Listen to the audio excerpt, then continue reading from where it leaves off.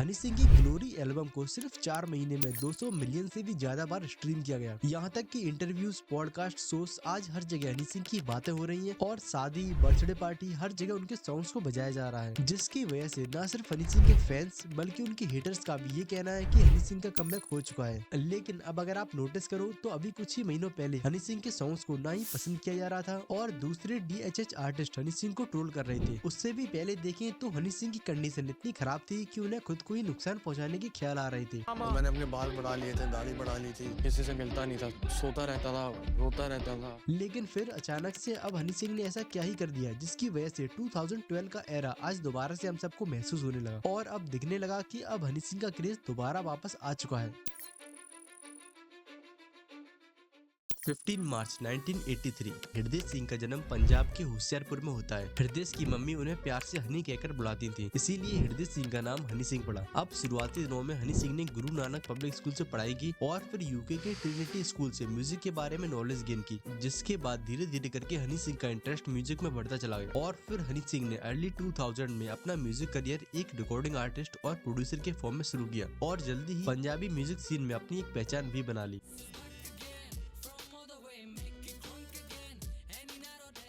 लेकिन अभी भी हनी सिंह खुद से उतने सेटिस्फाई नहीं थे क्योंकि हनी सिंह को शुरुआत से ही एज एन आर्टिस्ट खुद की एक अलग पहचान बनानी थी। मतलब हनी सिंह एक नॉर्मल आर्टिस्ट तो कभी बनना ही नहीं चाहते थे और इसकी बात उन्होंने नेटफ्लिक्स पर आई अपनी डॉक्यूमेंट्री हनी सिंह फेमस में भी की है, जिसके बाद 2012 में हनी सिंह ने पहली बार बॉलीवुड में सेम नेम फिल्म से डेब्यू किया और इसके बाद हनी सिंह ने पॉपुलर सिंगर गिप्पी ग्रेवाल के साथ एक म्यूजिक अंग्रेजी बीट प्रोड्यूस किया था। अंग्रेजी बीट ये गाना उनके लिए गेम चेंजर साबित हुआ,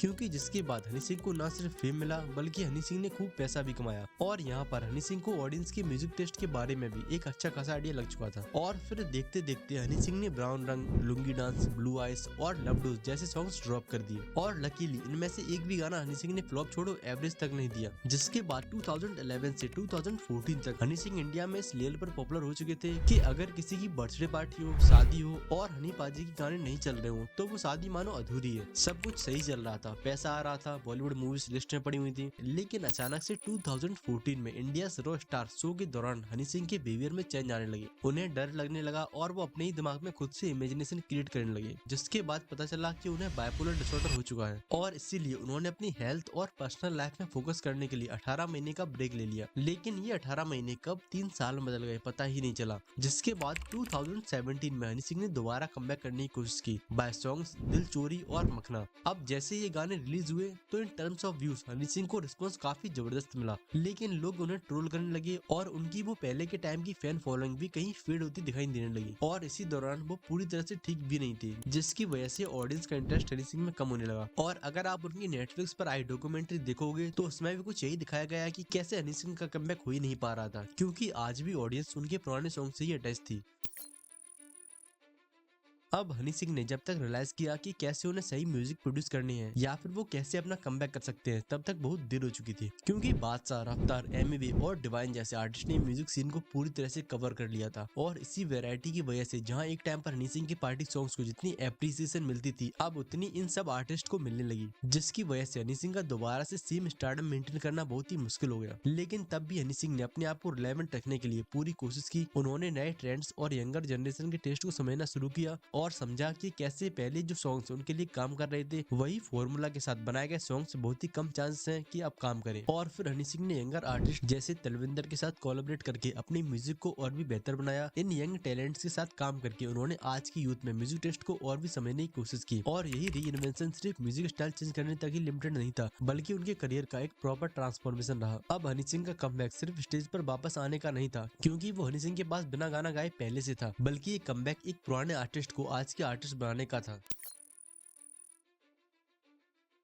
इसके बाद हनी सिंह ने कुल्ले कुल्ले, कलास्तर और अब मिलियनर जैसे सॉन्ग्स रिलीज किए और मुझे बताने की जरूरत भी नहीं है कि कैसे इन सॉन्ग्स ने न सिर्फ हनी सिंह का कमबैक करवाया बल्कि हनी सिंह आज दोबारा से one of the most listen artist बन चुके हैं। लेकिन हनी सिंह ने ऐसा शानदार कमबैक किया कैसे? तो देखो, हनी सिंह का कमबैक सिर्फ एक नॉर्मल कमबैक नहीं है, क्योंकि अगर उनके पास्ट के स्टारडम को देखें तो उन्होंने जिस हिसाब से इंटरनेशनली धमाल मचाया था और उसके बाद वो जैसे एकदम से हिप हॉप सीन से गायब हुए थे, उसी हिसाब से वापस आना कोई आसान बात नहीं है। क्योंकि चाहे वो सेलिब्रिटी हो या कोई नॉर्मल इन्फ्लुएंसर या फिर कोई आर्टिस्ट, अगर वो एक बार सीन से गायब हो जाए तो वापस आना उसके लिए बहुत बड़ी बात हो जाती है। क्योंकि ऑडियंस के पास आज की डेट में इतनी वैरायटी मौजूद है कि उन्हें किसी की भी कमी महसूस ही नहीं होती। तो देखो, हनी सिंह ने पूरी तरह से ठीक होने के बाद अपने म्यूजिकल स्टाइल, इमेज और कोलैबोरेशंस में काफी चेंजेस किए हैं, जिससे वो यंगर ऑडियंस से कनेक्ट कर पाए। साथ ही जो फैन बेस एक समय पर फेड होता हुआ दिख रहा था, हनी सिंह ने उस फैन बेस को भी दूसरे आर्टिस्ट होने के बावजूद वापस से रिटर्न कर लिया। अब ऐसा इसलिए हो पाया क्योंकि हनी सिंह ने अपनी म्यूजिक स्टाइल में कुछ छोटे मोटे चेंजेस किए। जहाँ पहले उनका म्यूजिक पार्टी एंथम्स और हाई एनर्जी ट्रैक्स पर फोकस्ड था, अब उन्होंने म्यूजिक स्टाइल में थोड़ा डेप्थ और वेरिएशन लाने का डिसाइड किया। उनका एल्बम हनी 3.2 और ग्लोरी इस बात का जीता जागता सबूत है। अगर ग्लोरी की बात करें तो हनी सिंह ने उस एल्बम में ट्रेडिशनल भांगड़ा और हिप हॉप के साथ नए साउंड्स और लिरिकल डेप्थ को मिक्स किया, क्योंकि उनका एम था कि वो नए म्यूजिकल ट्रेंड्स के साथ साथ चलते हुए भी अपने यूनिक फ्लेवर को मेंटेन रखें। इसके लिए हनी सिंह ने बहुत एक्सपेरिमेंट्स भी किए, जैसे नागन,